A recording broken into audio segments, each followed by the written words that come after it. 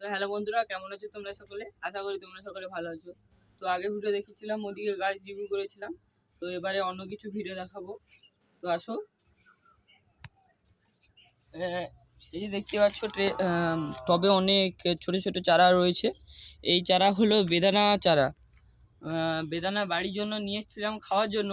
তো ওই বেদানার যে বীজ আছে, ওই বীজটাকে বেদানার যে জলটা আছে ওটাকে টিপে আমি বীজটাকে মাটির ভিতরে রোপণ করেছিলাম এবং 15 দিনের জন্য ছেড়ে দিয়েছিলাম পেপার চাপিয়ে, ঠিক আছে। তো পেপার চাপানোর পরে যখন 15 দিন পরে খুলে দেখি গাছ ভালোভাবে বের হয়েছে। তো এটা ছোট গাছ, তোমরা ঠিকঠাক বুঝতে পারবে না, এটা খুব বড় গাছ। তো এটা প্রথমে করেছিলাম, 5-7টা দিয়েছিলাম, একটা বের হয়েছে। এখানে অনেকগুলো দিয়েছি, মানে মিনিমাম বেশি ঠিকঠাক বের হয়েছে, ঠিক আছে। তো আমি এই গাছগুলো ভালোভাবে লক্ষ্য নিরীক্ষা করেছিলাম, তো তাই ভালো হয়েছে। তোমরা এভাবে করলে পাবে, এই গাছের ফলন পাবে, ঠিক আছে বন্ধুরা। এই গাছগুলো অনেক ঘনভাবে লাগানো আছে, এগুলো আর একটু বড় হোক, তারপরে এরকম বড় টবে লাগানো হবে। একটা একটা টবে একটা একটা করে লাগাবো। তো এই গাছগুলো বড় হবে, ফলন দেবে। তো এটা দেখার জন্য আমাদের চ্যানেলের সঙ্গে যুক্ত থাকো। এবং আমাদের ছাদে অনেকগুলো ফুলের গাছ আছে, ঠিক আছে। তো তোমরা কমেন্ট করবে, আমি রিভিউ করব, আমি রিভিউ করার নিশ্চয়ই চেষ্টা করব। তো আমি আবার মার্কেট থেকে কিছু গাছ কিনে নিয়ে এসেছি, তো ওটা তোমাদের দেখাবো। আগের ভিডিওতে দেখেছিলাম 3টে গোলাপ গাছ, তো এবার আবার 5টা গোলাপ গাছ নিয়ে এসেছি, তো দেখাই।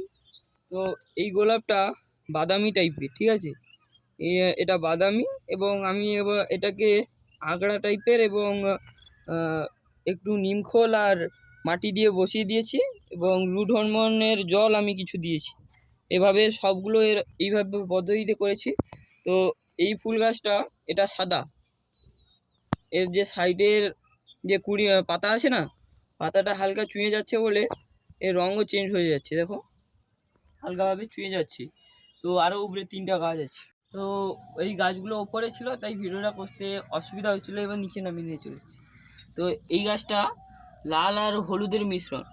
এই গাছটার যে পাপড়ি আছে না, ফুলের পাপড়ি, ওটা হালকা শুকনো হয়ে যাচ্ছে, তাই এরকম রং নিচ্ছি। তো আরও একটা ফুলের গাছ আছে, এটা হলুদ গোলাপ। আর যে এখানে আরও একটা আছে লাল আর সাদার মিশ্রণ, ঠিক আছে। এটা মিশ্রণ টাইপের।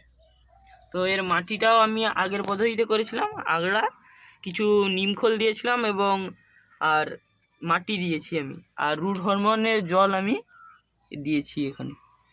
রুট হরমোনের জলটা দিলে 48 ঘন্টার মধ্যে যদি কোনো গাছে এটা শিকড় না থাকে, তা সেই শিকড়কে বৃদ্ধি করতে সাহায্য করে রুট হরমোন। তো আমাদের চ্যানেলের সঙ্গে যুক্ত থাকো, আমরা কি কি করি এবং কি পরিচর্যা করি তোমরা সব আপডেট পেয়ে যাবে, ঠিক আছে।